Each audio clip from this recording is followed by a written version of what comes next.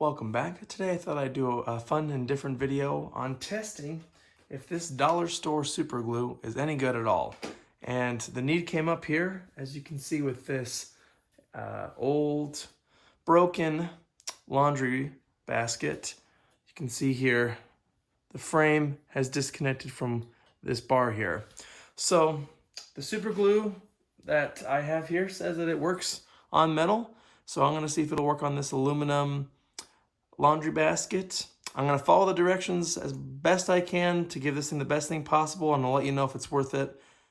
So for dollar store super glue, I'm not sure how much we can expect, but hey, if it can save us from throwing something into the landfill, let's see if we can make it work. So as you can see here, this poor weld here broke off from the joint here, and want to see if this epoxy will bring it back together. So first thing I'll do, again, I'm just going to follow the directions to a T, and this is pretty consistent for any kind of gluing, especially when using epoxy. We're going to clean both surfaces with some sandpaper just to give the glue something really to bite into and sink into. Then we're going to apply the epoxy, let it sit, and see if it holds. And one thing that I would strongly recommend before you get into this is find and figure out which way you're going to have this get clamped up, or figure out how you're going to ensure that the two pieces you're gluing together will stay together, because I feel like that's the hardest part, especially for this one. I think what I've decided is I'm actually going to lay it down, and because it has these bars here on the left and the right, that will keep it from pushing this in, and I'll give you a visual of that later. But that's the most important thing, is figure out how you're going to have this sit, because that's one con to using epoxy, is it does take a lot longer than maybe like super glue or something else, but it does hold pretty well. So I'm going to use a 60 grit sandpaper here to just kind of mar up both surfaces.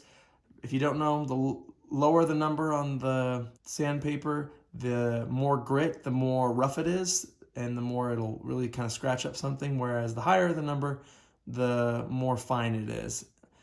So I'm going to use something really low here to really kind of get some grooves and hopefully give the glue some more area to kind of grab onto.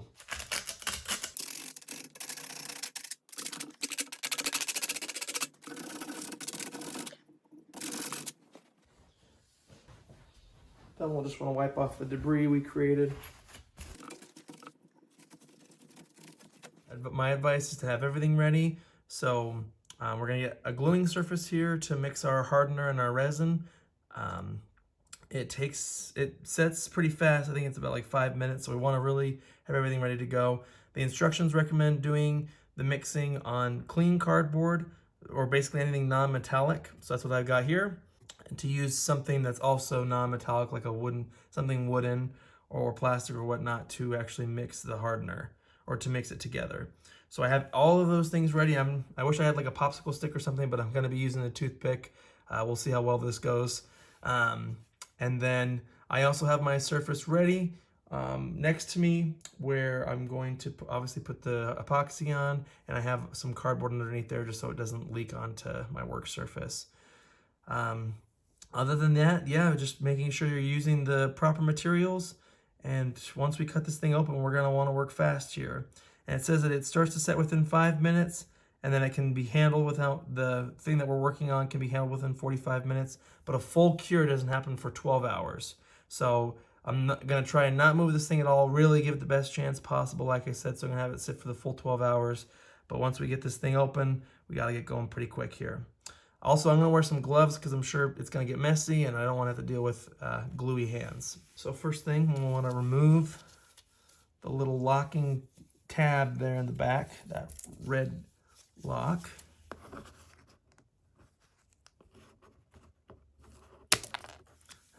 That was easy. All right. Next step here is to pop off this front piece.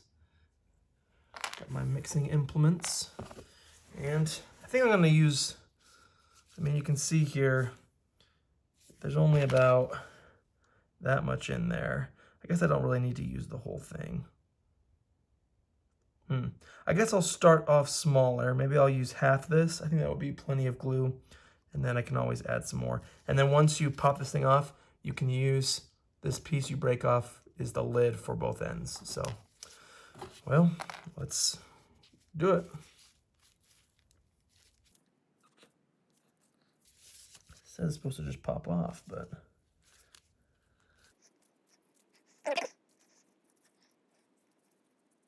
trying to snap off the cap, but this cap is not snapping off.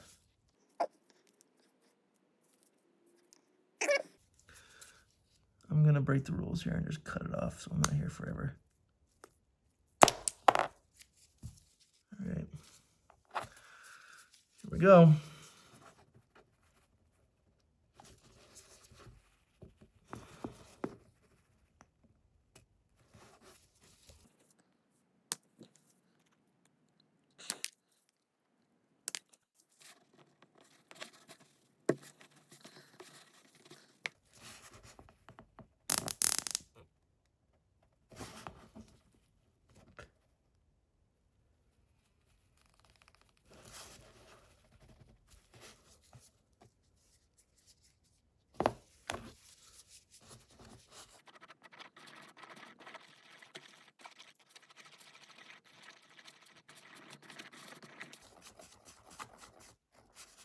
All right, looks good to me.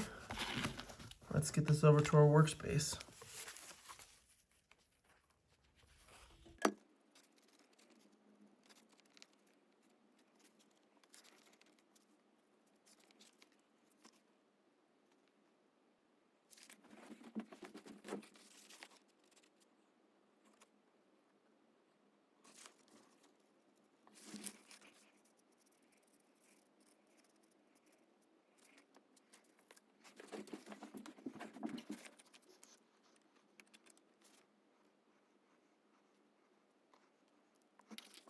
So as promised, here's the setup that I did. Again, I'm just having it lay here on the side. It's been about 45 minutes or maybe an hour. You can see it's starting to set up here. And we'll check on it again in about 12 hours. Well, it's been 12 hours. The glue is set. It looks pretty good. I'm gonna put it all together, see how it is held up.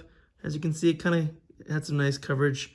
I moved the glue on the top a little bit after it already started to harden, so just a heads up that that 5-minute time is pretty darn accurate, so just make sure you work really fast. So here it is. Here's the other side. As you can see, I mean, it's not beautiful, and I could probably sand it down to make it look pretty and spray it and all that. I probably won't, but for $1, I guess $1.25, this thing is surprisingly sturdy. And even this little kind of line of glue right here, I can't even pick off with my nail. So I don't know. Would I use this to, do something life-saving? No. But if you want to give it a shot and see if you can repair something to make it last just that much longer, I'd say it's worth a try, at least so far in this backyard test that I did here.